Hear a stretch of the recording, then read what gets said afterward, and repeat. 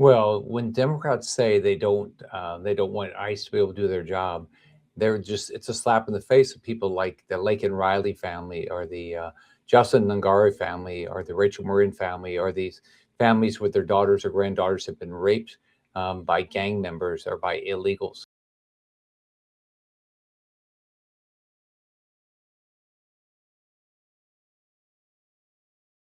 Good morning, Florida. This is Joe Mullins of the Live Workshop Play Show, and welcome to another beautiful weekend in the great state of Florida. We've got a lot of things coming up. This is one of our biggest years. It's one of our strongest economic years that we need to focus on.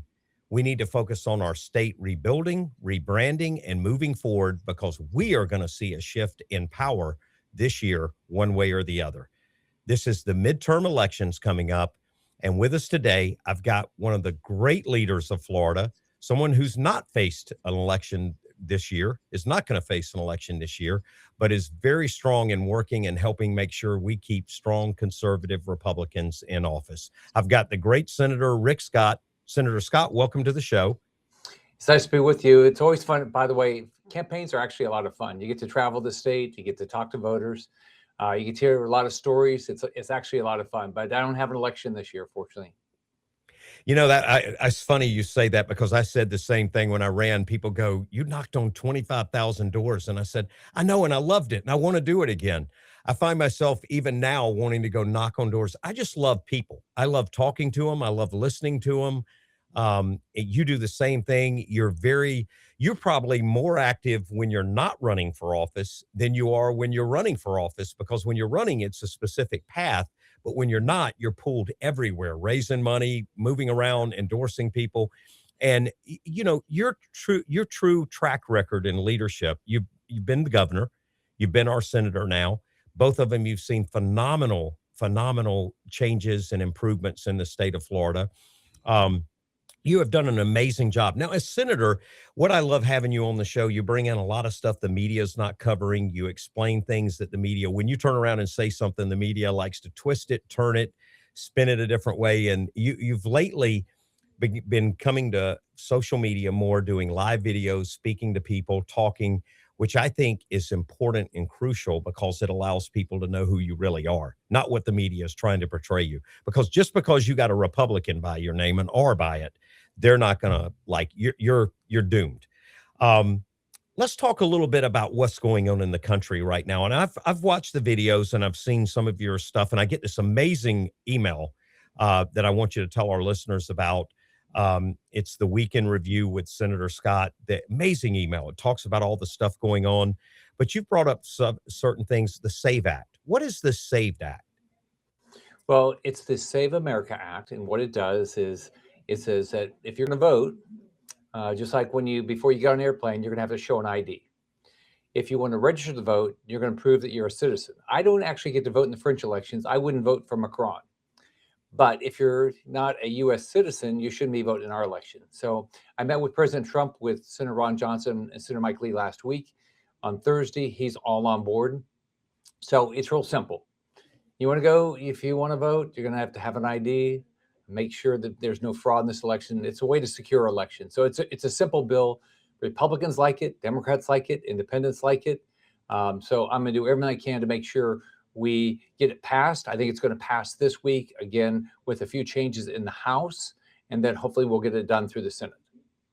Now, Senator Scott, I got to ask you this, because I've seen it in the media, I've seen it in your video, and I actually laughed when I saw it and said, this can't be true.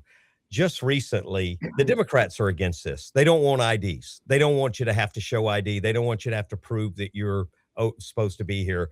But just recently, a senator had an event and wouldn't allow anybody in if they didn't show an ID. Is this true? Is this a true statement, or is this just something made up? Yeah. Senator John Ossoff from Georgia had an event, and he had to have an ID to come into the event, but he's against having an ID to vote. That seems like a little bit hypocritical. So look, they want fraud. Think about it. Democrats are okay with fraud. They're a fraud with how money is spent. They're fraud in the elections. They're the fraud party. So they don't care about accountability. All the things your mom taught us, Our moms taught us about you have to, do the right thing. You can't take anybody else's money, blah, blah, blah. You got to work hard. It's like the Democrats are against all those things. So no accountability at all. But I'm very optimistic. But here's how we're going to get past.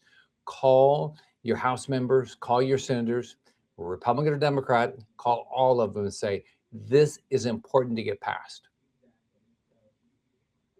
I think that's a very good point. And Senator Ossoff turning around and making people have IDs and saying no one will be allowed in.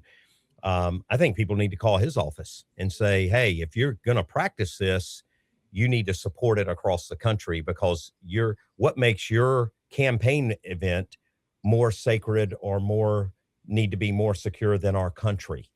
That's what's hypocritical about him. But you brought up a good point about what we're taught by our parents. And I want to immediately go into ICE and talk about the stuff going on in Minnesota. I know I certainly was raised that you respect law enforcement. You don't get in the middle of what they're doing. You get the heck out of the way, because one, you don't want to get hurt. It's very dangerous when the police have to draw weapons, or when they get to that mode. That's a gunfight at that point. It's a knife fight, a gunfight. It's not good. You get the heck out of it. But Democrats are now supporting, encouraging, and telling our general population to go against what the country wanted, go against I think the majority of this country voted for President Trump. They elected him as their president. He campaigned on immigration. They're telling him to go against it, fight what the rest of the country wants, and stop this ICE movement that's going on. What are your thoughts on Senate sending out messages like that? Well, first off, my heart goes out to the family of Renee Good and Alex Pretty. It's horrible that people lose their loved ones. And I think we have to have a real thorough investigation. I support law enforcement. I support what the president's trying to do to make our country safe. I support a secure border. I support getting these criminals out of the country. What I'm shocked with is people like these mayors and governors in sanctuary states and cities that don't care about their communities. What the mayor of Minneapolis, Mayor Fry, and the governor of Waltz are doing is they're putting people at risk. Like, number one, why wouldn't they, if somebody's in prison and they know, or in jail, and they know that they're illegal and they're a criminal, why wouldn't they turn them over to ICE? Why wouldn't they want that? It's easier for them. It's easier for ICE. It's safer for the community. So that's one thing. And then then these mayors and governors like Fry and Waltz telling their citizens to obstruct law enforcement, which ICE is law enforcement, enforcing federal laws, is crazy. I mean, why would you tell somebody to obstruct law enforcement? It's against the law, and it's actually dangerous, as we've seen. So I'm very disappointed, though I'm glad Tom Homan is there trying to figure out how ICE can do its job and hopefully get some cooperation. But guess what? We don't have this problem in Florida. Our sheriffs work with ICE. Our police departments work with ICE. We don't tell people to obstruct ICE. So we want a secure border. We don't want criminals in our neighborhood. So I don't know why these Democrats are on the opposite side of this. I've seen lately them make comments, and the Senate Democrats make some comments and demands on the rest of the Senate and the rest of the government. But before I go into that detail, I want to bring up ICE is going in. They're not going in and getting what the media is saying, immigrants that are in churches sitting down, listening to the word of God, or helping their community, or taking them out of their jobs. They're going in and getting people who are members of cartels that show that they have done violent crimes in their country and in our country. They're some really bad characters. When you talk about cartels, you talk about these guys don't play by any game book, by any rule. They'll go after your family. They'll go after, they don't play. When they identify you, they go after it. Senate Democrats have demanded some crazy things. And some of the things that I've seen is they want to remove the mask, which I think protects the person's family. It protects them, because you want to stop a movement. You grab somebody's family member, which they'll do. They'll show them videos and stuff. I've seen this, and I've watched the sheriffs talk about it. But they've demanded that ICE remove some of their security methods. Why would you do that? What is the purpose behind this? What does this mean to you as a senator fighting for law enforcement? Well, when Democrats say they don't want ICE to be able to do their job, it's a slap in the face of people like the Lake and Riley family, or the Jocelyn Nungari family, or the Rachel Marin family, or these families with their daughters or granddaughters have been raped by gang members or by illegals. I mean, whether you're legal or illegal, I don't want you. I want you in prison or out of this country if you're going to do harm to American citizens. It's pretty simple. The Democrats are on the opposite side of that. And we've got to give ICE the opportunity to do their job. Um, and we shouldn't have a different standard for them than what we have for local law enforcement. We, it's like I like body cameras, right? I think it protects our law enforcement, protects citizens. I think it's great. But this idea that they can't wear masks when what we know what's going to happen, they're going to put the members of the ICE family at risk. So ICE members' family at risk, and that's wrong. I mean, in Florida, like we protect our law enforcement. We protect their identity. We protect where they, we've stopped, sharing their telephone numbers, their address, and stuff like that. We need to be thinking the same way for ICE. Especially when you have these sanctuary cities that are basically targeting our ICE members. Senator Scott, we've talked about the ICE, we've talked about the SAVE Act and some of the things. Uh, Recently, we've dealt with shutdown, and there's now talk there's potentially another shutdown coming. What are your thoughts on that, and what is the true story behind the shutdown? Well, it's up to Chuck Schumer. I don't know why he wants to shut down government. I don't know how that's helpful to American citizens. But what he wants to do is he wants to shut down ICE. He wants to if we don't pass something this week, then ICE will not have the same funding. We won't be paying our TSA officers. We won't be paying the FAA. We won't be paying Coast Guard. We won't be paying people that work at FEMA. But look, the Democrats have no problem not paying people. Now, at the same time, they want to get paid. There was one Democrat senator, because I had a bill say no budget, no pay. He said, well, wait a minute, I have a mortgage. Don't you think these other people have mortgages too? But we did this in the fall. Democrats didn't care that government was shut down for how many? I can't remember how many weeks now, 7 weeks or something like that. They didn't care at all. So we might have a shutdown on Friday of a portion of government, and it'll be up to the Democrats, and it'll be completely unfair to everybody that's not going to get a paycheck. Well, every time you deal with a government service, it's hard enough there because of all the bureaucracy and the stuff that we built over centuries. But then when you hear, oh, well, there's going to be a shutdown, the people have got to come back in, you got to let them get caught up. I mean, it's like anything else. It's like going home for a holiday weekend and coming back in on a Monday. You're busy as you can be, Yeah. or a long extended weekend. And I hate seeing this, and I know the workers hate it because their workload increases. Let me ask you, am I correct in saying this? And I think I am. I think it's right. The Republicans control the Senate right now, correct? Yep, 53 Why did Republicans, 47 why Democrats. did the Democrats, to the average listener that doesn't understand this, why did the Democrats have such control to stop and stall the movement of our government when they're the minority? Well, they shouldn't. We've got to fight for what we believe in, and we've got to take votes on the things that are important to us. And if we have to do a talking filibuster to pass things like the Save America Act, that's what we have to do. We can't let we won the election. President Trump's not going to be president forever. We're not going to be in a majority probably forever. So when we're in the majority, we've got to pass the legislation for the things that we believe in. And what that might mean is we have to get rid of the filibuster. If the Democrats don't want to work with us, the filibuster was never to stop passing legislation or passing nominations. It was to stop debate. And what the Democrats have used it, is to stop legislation and stop nomination. And that's wrong. So we're seeing Democrats who are the minority when the majority of the country voted for a certain path. And these Democrats have the power by using some of those things to stop the progress that the majority of the country is wanting, to actually shut us down, impact us, affect us.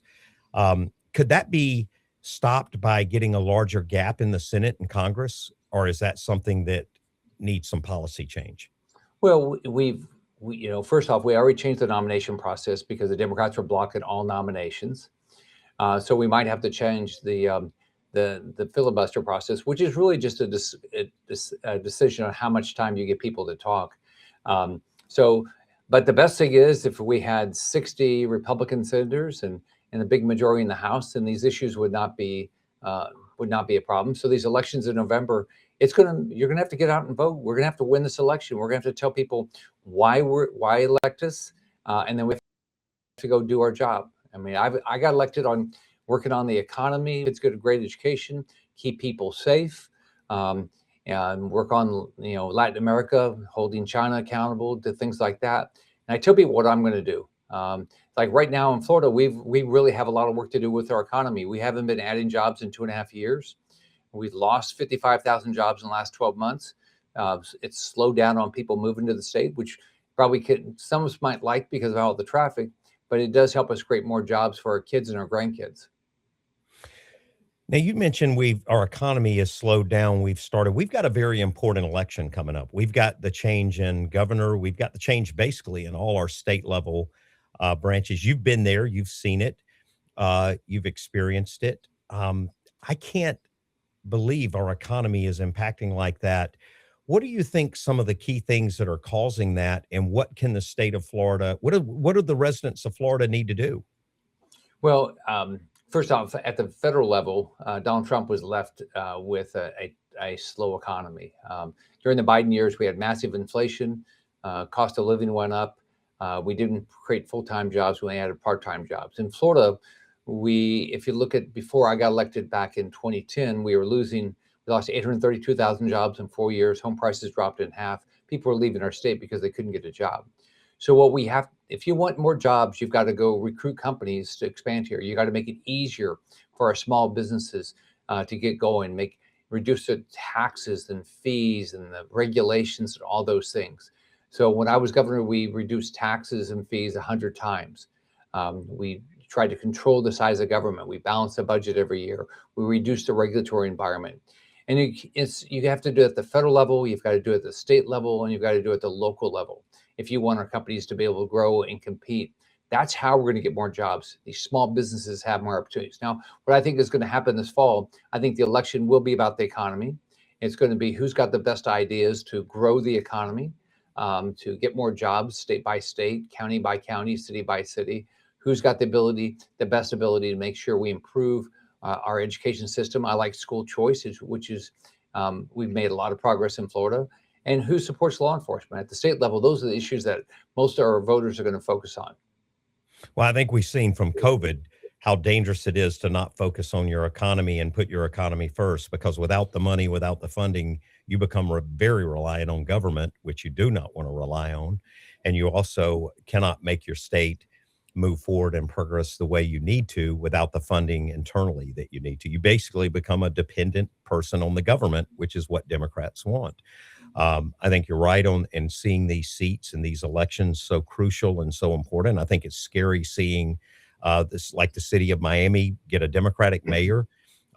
These mayors starting to rout up, and I think the Democrats really feel they've got a chance to win the state of Florida, which I don't ever rule anything out. I've seen crazier things. I didn't think Biden could beat Trump the first time. I don't think he did. I think we had a fixed election, but I think these are things we have to watch and pay attention to. You're talking about the state of Florida and the senator, being a senator for the country and doing things for our state and some of the things we need to pay attention. One of the biggest challenges we've had and we've seen lately is the freeze. What's your thoughts on the freeze and the impact to agriculture for the state of Florida? Well, I've talked to a lot of farmers that really had an adverse impact on their crops, and so number one, it's really going to be devastating to them. Um, Everybody's going to have to show up to try to help them, individuals, but also state, local, and federal government. I've talked to the Commissioner of Agriculture, Wilton Simpson, about some of the issues that we're dealing with. So what I'm doing up here is make sure that there's federal funding. Because there's federal programs, and I want to make sure that the federal programs we have, there's an opportunity for Florida farmers to have get their fair share and get their support when they have a national disaster like what we've just had. Can you imagine, you were talking about Commissioner Simpson. He was just on the show, um, and he was talking about how collaborating and working with you guys and you in particular is important. Can you imagine this state if we still had Nikki Fried in the Agriculture Commission? Yeah, Her you've got focus. to. Yeah, Wilton has done a great job as the ag commissioner, and I know he's running for reelection, and I completely support him. I think he'll do a great job going forward. So we'll have somebody that really cares about our farmers, which creates a lot of jobs. On top of that, it keeps the price of groceries down. So when they have these frees, it hurts the poorest families because the cost of things go up. So we've got to keep doing everything we can to keep the cost of living down and help people. And I know Wilton Simpson is focused on that. Senator Scott, as we wrap up here, how can the listeners reach out if they are impacted by the shutdown, the potential shutdowns or the impact of it, if they're impacted by the freeze, if they're impacted by the storm, how can the listeners, the citizens and residents of Florida reach out and connect with you to get help? How should they connect Sure. with you? Well, I've got 9 offices in Florida. I've got people that work all across the state. I've got an office in DC, so you can call us. You can get on our website, rickscott.senate.gov, rickscott.senate.gov, to figure how you can apply for help from any of our offices. So I will do everything I can. I work with a great group of people here in DC and around the state of Florida. And so our job is help you. And we actually 2 years ago, we won for the best constituent services team in the country. I think you can only win it like every 5 years or something like that. So I'm sure we'll win it again. But we've got a great team, and they're out there to help you every day. Senator Scott, I want to thank you for joining us. And is there anything you'd like to wrap up with or say to our listeners, or anything you want to keep them, just a last thought for them? Well, I hope everybody has a Valentine's Day is coming up. I hope everybody has a great Valentine's Day. We're going to have, we're going to have President's Day coming up, so we can celebrate partially some of our great presidents. And so I'm excited. This is going to be a great year, but we just have to work hard and make sure we have a great government. Senator Scott, real quick, one last question. Your thoughts on the Super Bowl halftime show that we just thought versus what the other group did? I didn't see it. I didn't see it, so I wouldn't be the right person. I mean, look, I always think it's great that we have a diverse economy, but we always make sure we bring everybody together.